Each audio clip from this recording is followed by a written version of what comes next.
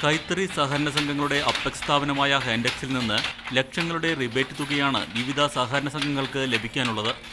എറണാകുളം ജില്ലയിൽ 2010 മുതൽ മുടങ്ങിക്കിടക്കുന്ന റിബേറ്റ് തുക 2 കോടിയിലധികം വരും.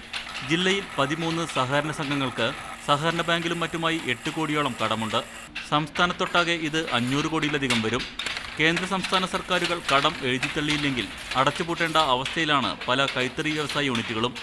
വർക്കിംഗ് ക്യാപിറ്റൽ ഇല്ലാത്ത വലിയ പ്രതിസന്ധിയാണുള്ളത്. റിബേറ്റ് ഇനത്തിലും അപ്പെക്സ് സംഘം ചരക്കെടുത്ത വകയിലും ലക്ഷക്കണക്കിന് രൂപ പ്രാഥമിക കൈത്തറി സംഘങ്ങൾക്ക് ഇപ്പോഴും കൊടുക്കാനുണ്ട്.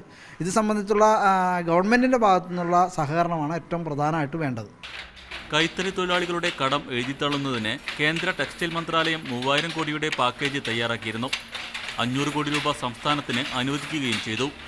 എന്നാൽ ഈ തുക ഇനിയും പൂർണ്ണമായി വിനിയോഗിക്കാൻ കേരളത്തിനായിട്ടില്ല. പിന്നിട്ട 5 വർഷത്തിലൊരു വർഷം യൂണിറ്റ് ലാഭകരമായി പ്രവർത്തിക്കണമെന്ന മന്ത്രാലയത്തിൻ്റെ നിബന്ധനയാണ് തിരിച്ചടിയായത്. വിദഗ്ധരായ തൊഴിലാളികളെ ലഭിക്കാത്തതാണ് 400ഓളം സഹകരണ സംഘങ്ങൾ പ്രവർത്തിക്കുന്ന ഈ പാരമ്പര്യ ചെറുകിട വ്യവസായം നേരിടുന്ന മറ്റൊരു പ്രതിസന്ധി. മതിയായ വേതനം ലഭിക്കാത്തത് മൂലം പലരും ഈ തൊഴിൽ മേഖല വിട്ടു. ഉള്ള തൊഴിലാളികൾക്ക് ആവശ്യമായ പരിശീലനം ലഭിക്കാത്തതും തിരിച്ചടിയായി. കൈത്തറി സഹകരണ സംഘങ്ങളുടെ കോടിക്കണക്കിന് വരുന്ന കടം എഴുതിത്തള്ളാനായില്ലെങ്കിൽ ഈ തറുകളിൽ നിന്നുയരുന്ന ശബ്ദം എന്നേക്കുമായി നിലയ്ക്കും. ക്യാമറമാൻ പി സലീമിനൊപ്പം അനിൽ കാരാമൽ, മീഡിയ 1 കൊച്ചി.